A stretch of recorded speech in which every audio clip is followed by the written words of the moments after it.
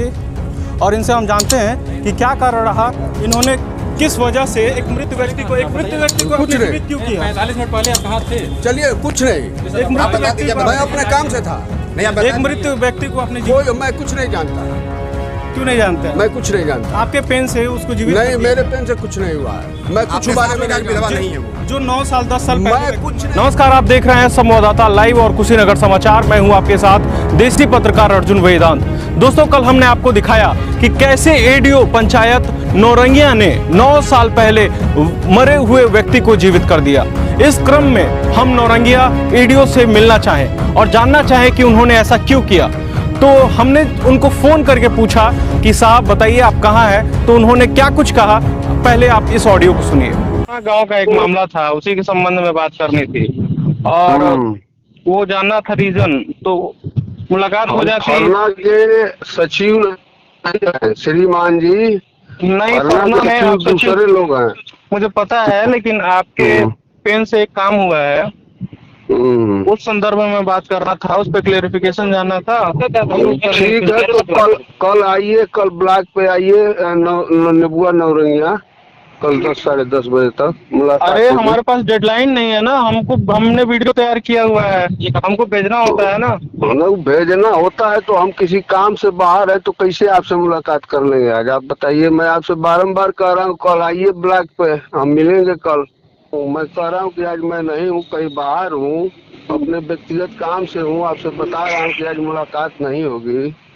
हाँ, कल आइए, कल मुलाकात होगी। आपने ऑडियो को सुना, इन्होंने कहा कि हम अपने ऑफिस में नहीं, रामकोला किसी पर्सनल काम से आए हुए हैं। लेकिन हमें इनके बात पर भरोसा नहीं हुआ, क्योंकि कोई व्यक्ति इस तरह का कार्य कर सकता है तो ये संभवतः झूठ भी बोल सकता है। तो हमने अपनी पूरी टीम के साथ नौरंगिया ब्लॉक का दौरा किया और जानने की कोशिश की कि क्या एडीओ पंचायत नौरंगिया वहां पर हैं या रामकोला वाकई में गए हुए हैं। नौरंगिया पहुंचने के बाद से हमने देखा कि एडीओ पंचायत नौरंगिया कहीं और नहीं, उसी ब्लॉक में मौजूद थे। तो हमने उनसे सवाल पूछने शुरू कर दिए, जिसका जवाब उन्होंने ये दिया।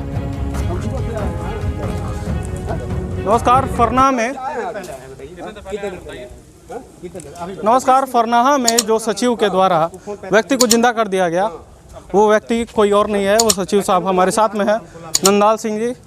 और इनसे हम जानते हैं कि क्या कारण रहा, इन्होंने किस वजह से एक मृत व्यक्ति को जीवित क्यों किया। 45 मिनट पहले आप कहाँ थे? चलिए कुछ नहीं, एक मृत व्यक्ति को, मैं अपने काम से था।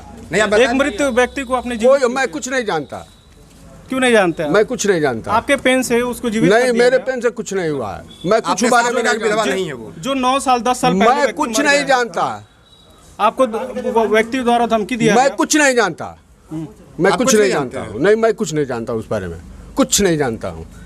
चलिए अब ठीक है, देखिए इस तरह से सचिव साहब का कहना है मैं कुछ नहीं जानता हूँ।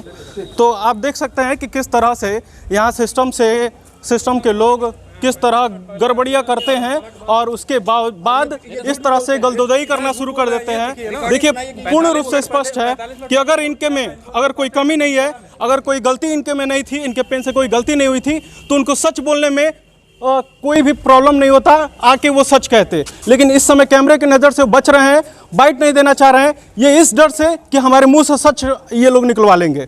तो देखिए किस तरह से ये काम हुआ है। इन्होंने हमसे कहा कि हम यहाँ पर नहीं हैं, हमारी एक जिम्मेदार चैनल होने के नाते इनसे भी हमारा बाइट लेना जरूरी था, क्योंकि हम एक पक्ष की बात नहीं करते, हम दोनों पक्ष की बात करते हैं। इसलिए इनका भी हम हक जानना चाहते थे, इनका भी एक साइड जानना चाहते थे कि इनका क्या कहना है।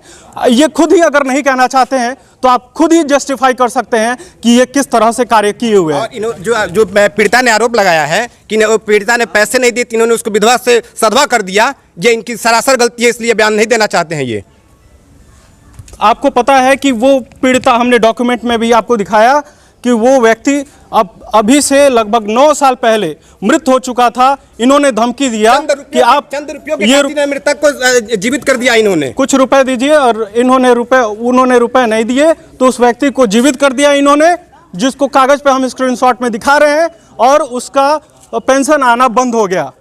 अब इसके बाद इस तरह से अधिकारी से हमने पूछा, बाइट जानना चाहा कि ये अगर होते हैं यहाँ पर हैं तो इनसे हम बाइट ले लें।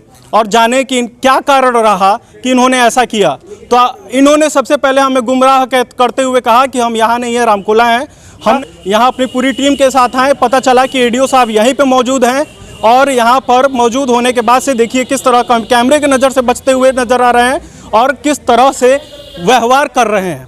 स्पष्ट करता है कि कहीं ना कहीं ये कमियां इन्हीं में। भ्रष्टाचार की ये लड़ाई यूं ही अभी खत्म नहीं हुई है।